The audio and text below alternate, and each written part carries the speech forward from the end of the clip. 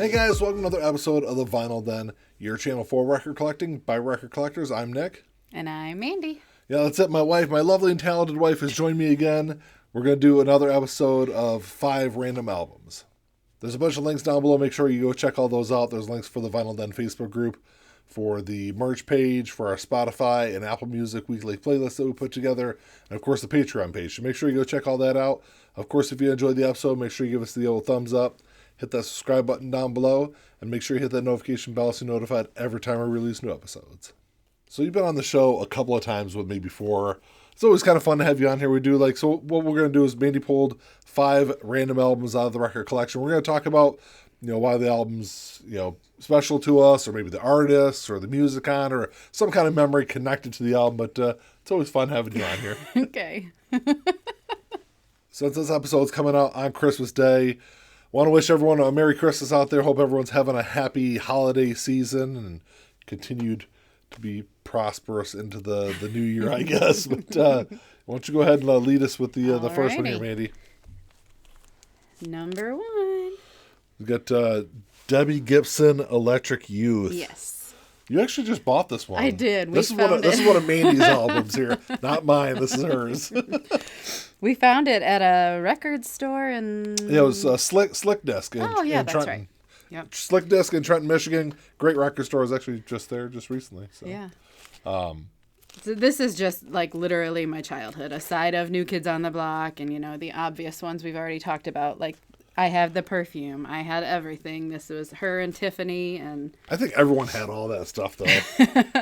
This is actually a pretty decent album. I haven't listened to it in a really long time, but I was never a big Debbie Gibson fan, but I remember this being an okay album when I was younger though. But I haven't listened to Electric Youth was obviously the big hit. I think that was on this.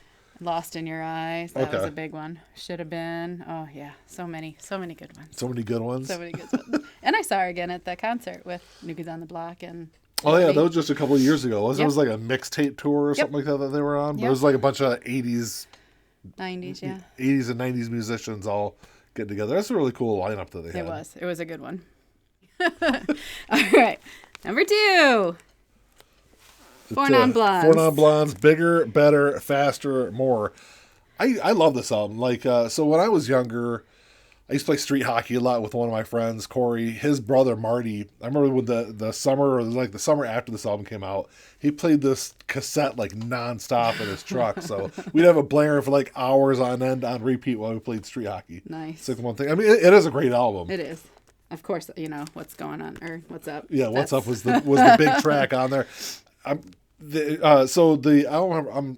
drawing a blank on the lead singer's name, but she's gone on to have No, I don't remember what her name was, but she's a really big producer. She's produced a lot of great albums over the years. I don't know. Am I drawing a blank on her name? I don't know. Linda Perry. That's what I was trying to. Linda Perry has gone on to have a really huge production career. I think she even started a label also. She had a really minor solo career also, but obviously nothing she did solo-wise ever kind of lived up to this album. It's a great album from beginning to end. It's not, everyone probably knows it for that one track, but there's other tracks on there that are equally as good as that one. Yeah. Since we wanted to find out what's up, let's find out what's going on.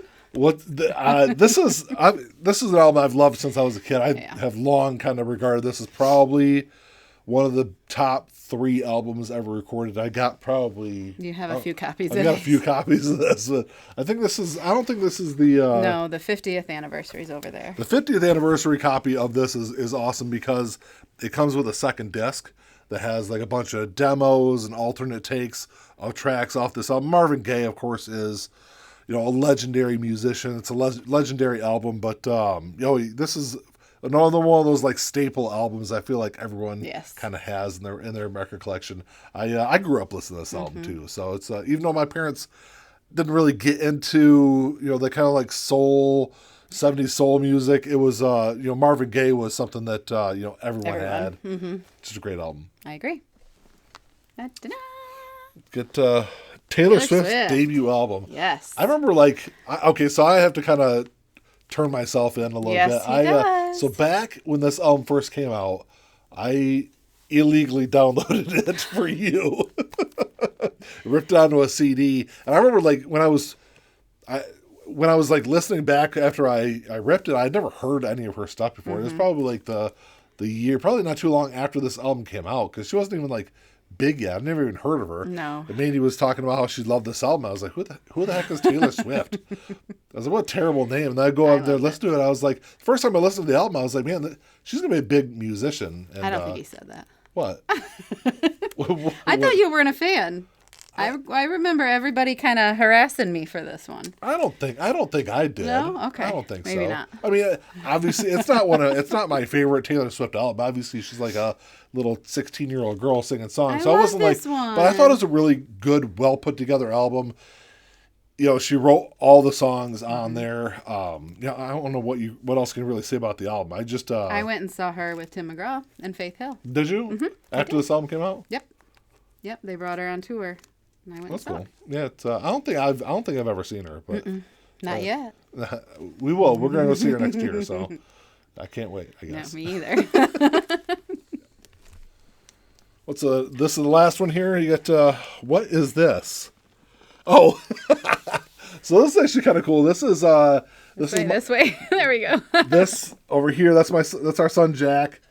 That's his girlfriend Kira. She made this for him. Yeah. So this is their anniversary. For their anniversary, she took this, like, it's a mixtape, I believe, that I don't even know who she went through.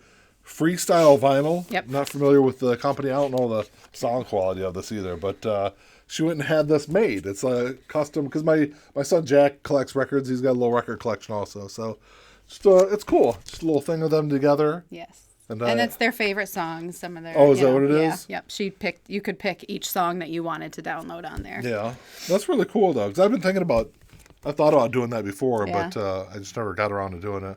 That was really nice and put it in a nice resealable sleeve and put a nice jacket on the album for him. So that's really funny you picked that. Yeah, I had to be different.